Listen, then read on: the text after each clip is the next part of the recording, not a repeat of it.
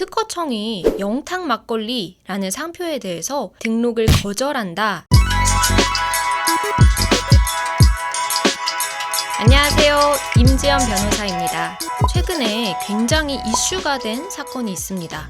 바로 영탁 막걸리라는 상표 등록과 관련된 이야기인데요. 이 특허청이 영탁 막걸리라는 상표에 대해서 등록을 거절한다라는 의견을 밝힌 것입니다. 과연 특허청이 영탁 막걸리 상표에 대해서 등록을 거절한 이유가 무엇인지 한번 알아보도록 하겠습니다.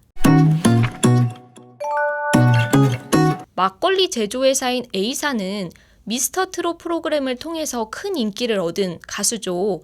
영탁 씨를 전속 모델로 기용하고 영탁 막걸리라는 상품을 제조해서 판매하였습니다. 이와 함께 영탁 막걸리를 상표로 등록하기 위해서 지난해 1월쯤에 특허청에 출원서를 제출을 했는데요. 이에 대해서 특허청이 상표 등록을 거절한다라는 의견을 밝힌 것입니다. 제가 이 특허청이 밝힌 거절 사유를 보니까 영탁 막걸리라는 상표의 요부, 그러니까 중요한 부분인 영탁이 미스터 트롯을 비롯한 여러 방송 프로그램에서 널리 알려진 연예인의 예명, 영탁과 동일하기 때문에 상표법 34조 1항 6호에 따라서 등록을 할 수가 없다라고 하는 것이었습니다.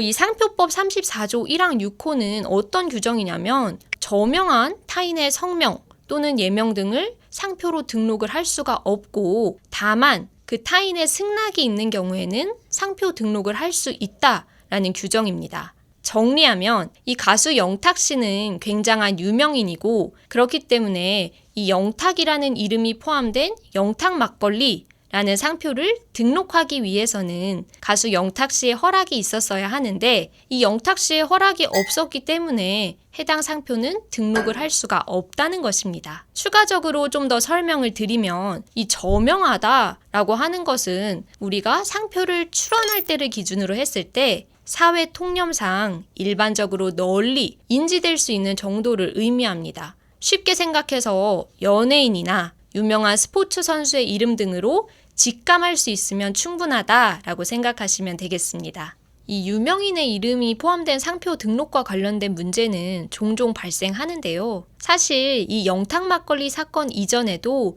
이미 소녀시대 상표나 2NE1 상표에 대해서 등록이 거절된 선례들이 있습니다. 저 역시도 유명인의 이름이 포함된 상표는 등록을 받을 수 없다라는 주장을 해서 상표법 위반으로 고소됐던 저희 의뢰인에 대해서 불기소 처분을 받아낸 적이 있습니다. 저희 의뢰인 같은 경우에는 마리 땡땡이라는 영문이 기재된 의류를 제작해서 판매하시는 분이셨는데 이 마리 땡땡이라는 것에 대해서 상표 등록을 해놓으신 분이 상표법 위반으로 고소를 했던 사건입니다. 그런데 사실 이 마리 땡땡은 해외의 유명 배우 이름이었고 그렇기 때문에 저는 다른 여러 가지 주장과 함께 해당 상표는 애초에 상표 등록을 받을 수 없는 상표이고 상표 등록 무효 청구가 된다면 해당 상표는 무효로 될 것이다 라는 주장을 함으로써 방어에 성공했던 케이스였습니다. 오늘은 유명인의 이름이 포함된 상표는 등록을 받을 수 없다 라는 점에 대해서 살펴봤는데요.